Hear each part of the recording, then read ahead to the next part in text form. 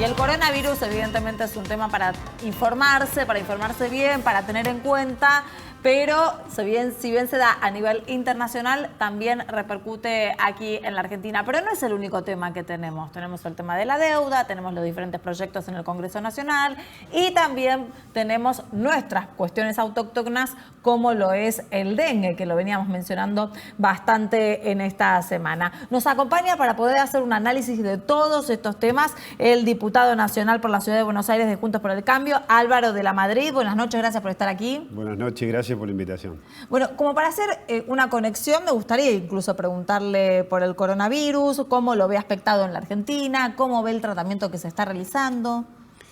Bueno, es una situación que está preocupando al mundo, fundamentalmente a Europa, y bueno, tenemos nuestro primer caso.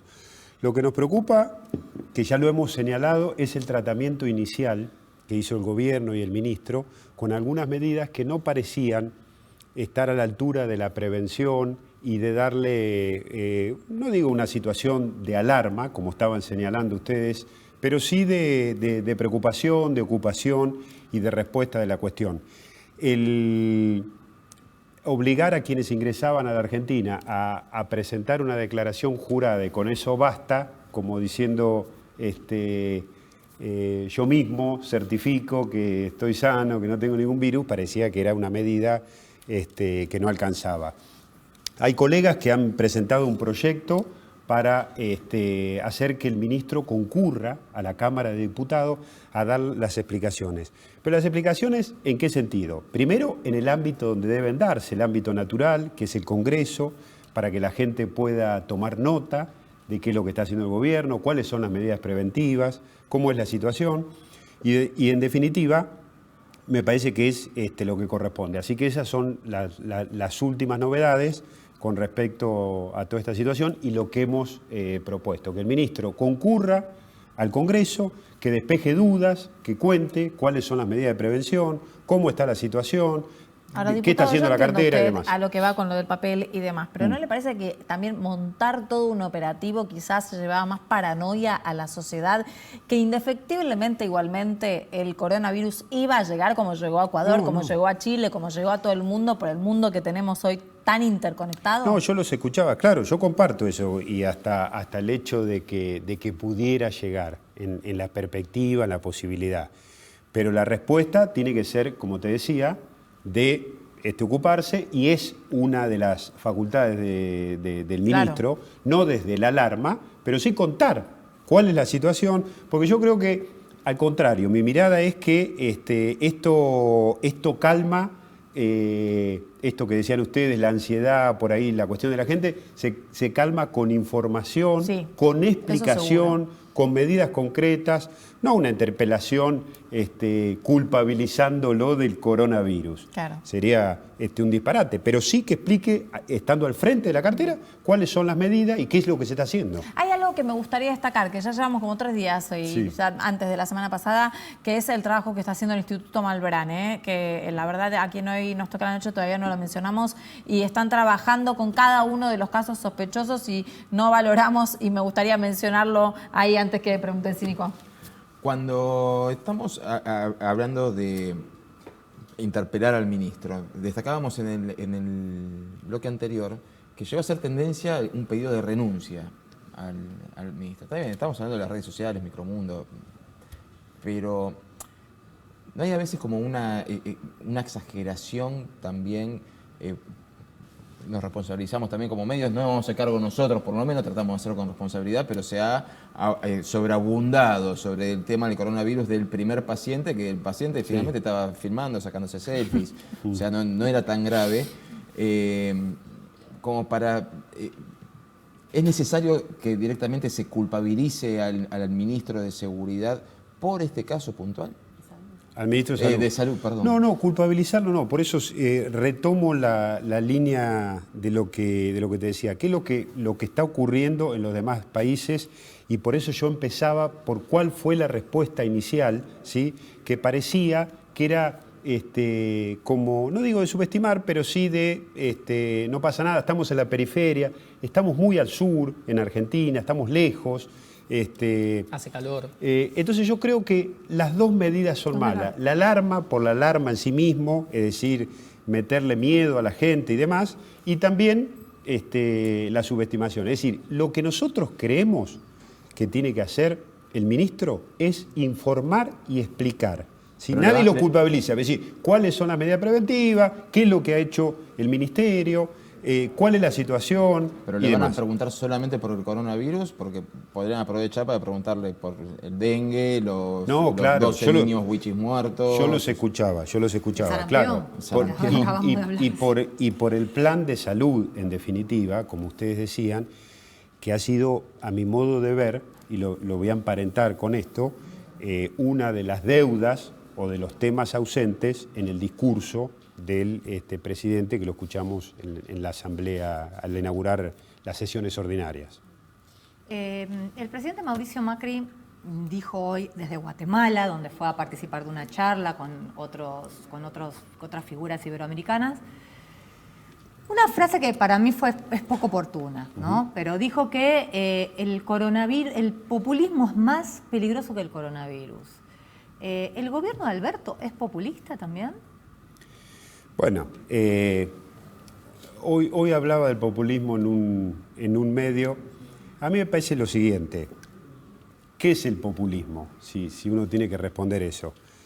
El populismo es querer ser popular de manera irresponsable, ¿sí? Ese es el populismo. Y hay dos cuestiones que enfrenta la política, porque hay mucho desencanto y descrédito de la política. Y creo que eso ocurre también porque la demanda a la política es cada vez más grande y la respuesta de la política es cada vez más deficitaria. ¿En qué sentido? La política está teniendo problemas no solamente en la Argentina y en la región, sino en el mundo, para llevar adelante lo que es su finalidad más importante, que nosotros a veces nos olvidamos, que es la de configuración del futuro, demostrar un futuro, demostrar un rumbo. Esto que Max Weber decía, la política es configurar el futuro y responsabilizarnos por él.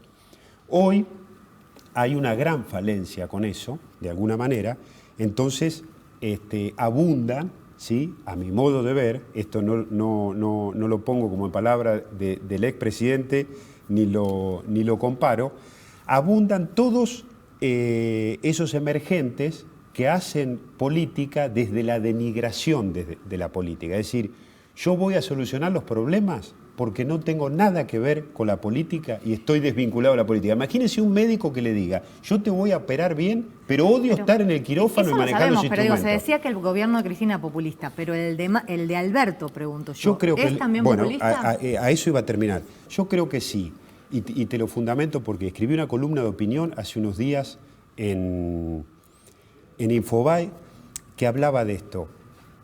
Mi idea es que no nos tenemos que confundir en el sentido de que hay un kirchnerismo originario, un kirchnerismo disidente, un kirchnerismo republicano y un kirchnerismo rancio y radicalizado.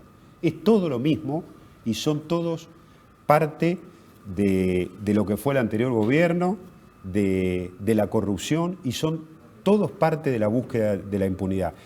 Hay quienes sostienen hoy y hacen una mirada de decir, bueno, Cristina quiere la impunidad, pero el presidente no. El presidente está al mando del gobierno y él ha tomado una decisión, a mi modo de ver, y yo lo he explicado en estos días. Él ha decidido que su agenda política y sus iniciativas políticas estén subordinados a los deseos de la expresidenta. Es una decisión política que ha tomado. Esto lo vemos en materia de justicia, en materia de relaciones internacionales. No, sí, no, por supuesto, estoy fundamentando mi opinión. Y parecería que la única política de Estado que ha esbozado el presidente en estos 80 días es la impunidad de la vicepresidenta. ¿Sí? Entonces, ¿usted cree que la reforma judicial va por ese camino? A mí me parece que sí, y esto tiene que ver con un contexto. Las medidas tienen contexto, tienen marco y tienen coyuntura. Entonces no tenemos que analizar las cuestiones que suceden de manera aisladas, inconexas, como fotografía, como que no están relacionadas. Lo de Jujuy es un problema provincial, ¿sí? Un mal funcionamiento de la justicia. Lo de la prensa es un exceso de la prensa, por eso la ley Mordaza que tiene que ver con las prisiones preventivas. Lo de anular la ley de protección de testigo e imputado es porque no sirve, no porque se quiera terminar con eso y que nadie se anime a denunciar. Y las medidas que lleva adelante el gobierno son para terminar con el privilegio. En realidad son para desguazar, ¿sí?, los juzgados federales, que son la obsesión de la expresidente, y para generar vacancias que ya hay informes que dicen que son cerca de la mitad del total de los juzgados. En la Argentina hay 997 juzgados federales, ¿sí? 997 juzgados federales. La mitad ya están en situación de vacancia, ¿sí? Entonces, todas estas medidas que yo he acabado de mencionar son llevadas a cabo por el presidente. El presidente no puede excusarse o ponerse en una situación como que no tiene nada que ver. Y uno plantea una alerta. Yo viví 11 años en Santa Cruz. Denuncié el kirchnerismo desde los primeros tiempos, cuando los Kirchner llegaron al Poder Nacional, cuando la sociedad estaba muy contenta porque había que restablecer la autoridad presidencial, un presidente que firmaba con la BIC y andaba con mocasines y decía que era un hombre común, y después hacía llevar bolsas de dinero a la Casa Rosada. Nosotros denunciamos toda esa corrupción, por eso que no sobreactuamos hoy en el análisis ni nada. No decimos cosas duras por decirlo. Nada de lo que decimos es más duro que lo que decíamos en el peor momento, cuando nadie se atrevía a estornudarle o a soplar la lógica. Entonces, uno conoce la lógica. Y yo les quiero decir esto. Quien sabe del pasado, sabe del porvenir, ¿sí? Esto es así. Y de lo que se pretende es esto. Hay que alertarlo, hay que decirlo, no hay que tener miedo, porque después entramos en procesos irreversibles de ya un deterioro, le podría decir, de las instituciones, muy grave, y después lo que ya queda es medio quejarse. Los procesos son así. Entonces yo creo que este es el momento de decir las cosas por su nombre, de llamar a la ciudadanía que está atenta, de dar los alertas, porque la verdad que en estos 2 meses yo creo que las iniciativas políticas del gobierno han sido muy malas y muy rápidamente, casi que en una maratón, han creado un clima de inestabilidad institucional y de un clima raro, un clima rancio, que parecía inesperado en tan poco tiempo. Sí. Diputado, y si esto es así, ¿el rol de la oposición cuál es? Bueno, el rol de la oposición es el que nosotros vamos a asumir en el Congreso, ¿sí? Un rol de una oposición muy clara, que no viene a querer que el gobierno fracase por sí mismo, no viene a decirle que no a todas las medidas, pero que viene con una situación muy clara de desenmascarar todo lo que tiene que ver con el interés oculto, no declarado, de medidas como se presenta como otra cosa. Por supuesto, en la medida de lo posible, corresponde presentar nuestros proyectos alternativos. El ajuste a los jubilados, nosotros lo dijimos, no fue solidaridad. Fue un ajuste brutal que le hizo perder a los jubilados entre el 17 y el 50% del aumento que hubiesen obtenido si seguía la movilidad jubilatoria. La ley de emergencia no fue para ordenar y sanear el déficit fiscal, fue para que el gobierno muy rápidamente se hiciera de la herramienta de la discrecionalidad, ¿sí?, y de la concentración del poder. En los primeros días de gobierno, gracias a esa ley de emergencia, que el periodismo no ha dado cuenta mucho de eso, el gobierno retiró $12.000 millones, aumentando la deuda, después del 10 de diciembre, en diciembre, y dejó un pagaré en el Banco Central. Bueno, pero usted como diputado sabe que en el Congreso se necesitan determinadas negociaciones o consensos. Evidentemente, el Frente de Todos ha logrado que cierta parte de la oposición, no quizás de Juntos por el Cambio, pero sí de otra oposición, puedan llegar a dar quórum, a votar a favor de esas leyes y demás. Es algo con lo que se van a enfrentar todo el año, creo. Sí, no, está claro. Yo no creo, entiendo lo que me decís, si es así, pero yo no creo que en realidad el gobierno haya, de las pocas iniciativas que presentó, haya buscado el consenso. Y lo hemos vivido así. Por el contrario, por ejemplo, a una de las pruebas me remito, con el tema de la reforma jubilatoria.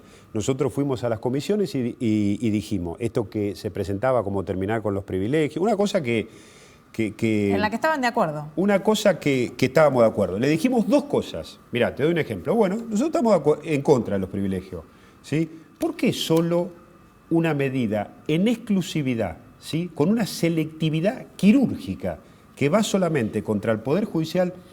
¿No podemos sacar también los privilegios del presidente de la Nación, del vicepresidente, de todos los organismos que dependen del Poder Ejecutivo, de las empresas descentralizadas, Claro. de los directores de empresas? No, eso no está en cuestión, solamente el Poder Judicial. Bueno, bárbaro. Segunda propuesta, no podemos generar desde la legislación una cláusula que deje esta certeza nada más, que los jueces que van a optar por la jubilación van a poder continuar en el cargo y desempeñándose. No, esa cláusula no la vamos a poner.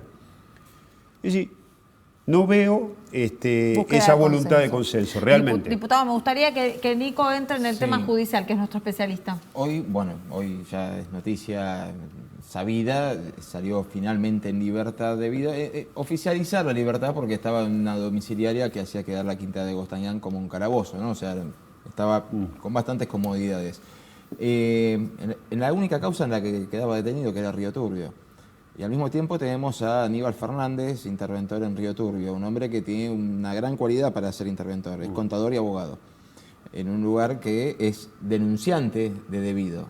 O sea, Aníbal Fernández hoy es el titular y por continuidad del Estado, Sí. él debería seguir impulsando el juicio contra Julio de Devido.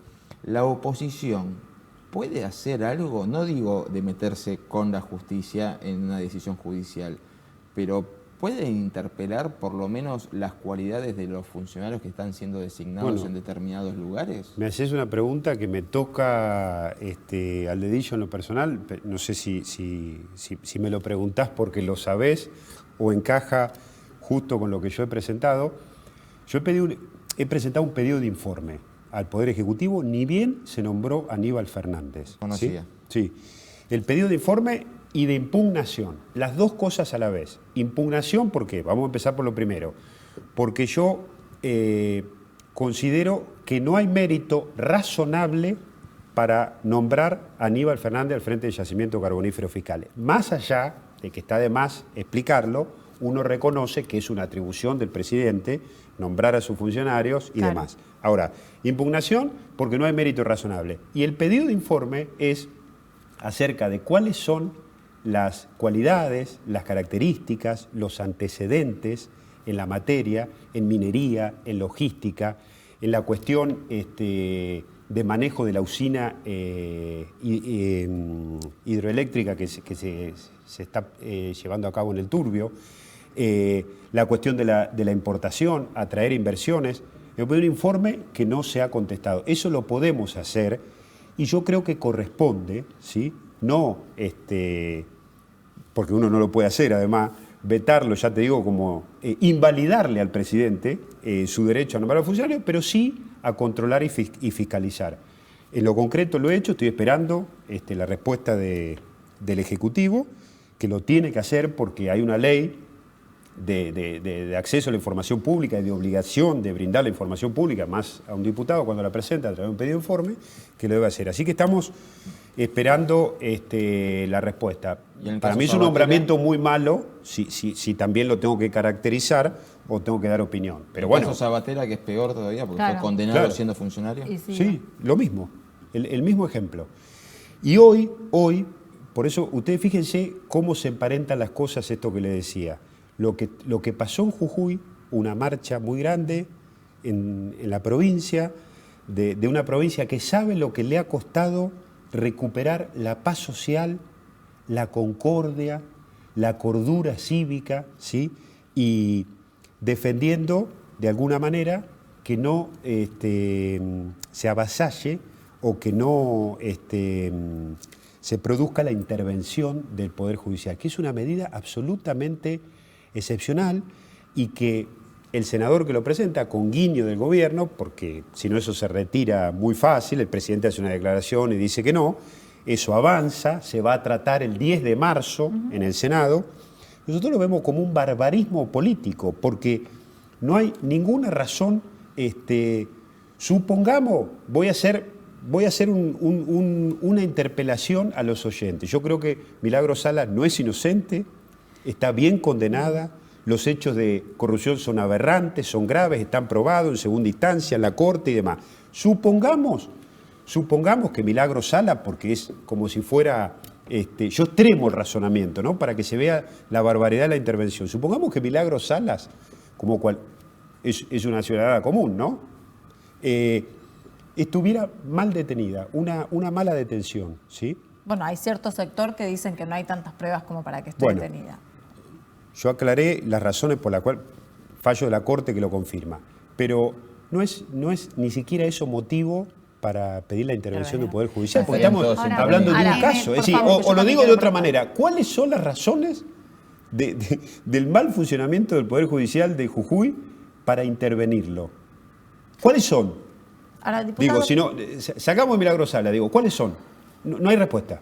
Ahora, para darle un marco, ¿no?, de cierre, tenemos el caso de Milagros Sala, que usted lo trae a la mesa. Nicolás habló del caso de Vido en algún punto, y todas con diferentes cambios en la justicia. ¿A usted le resulta llamativo?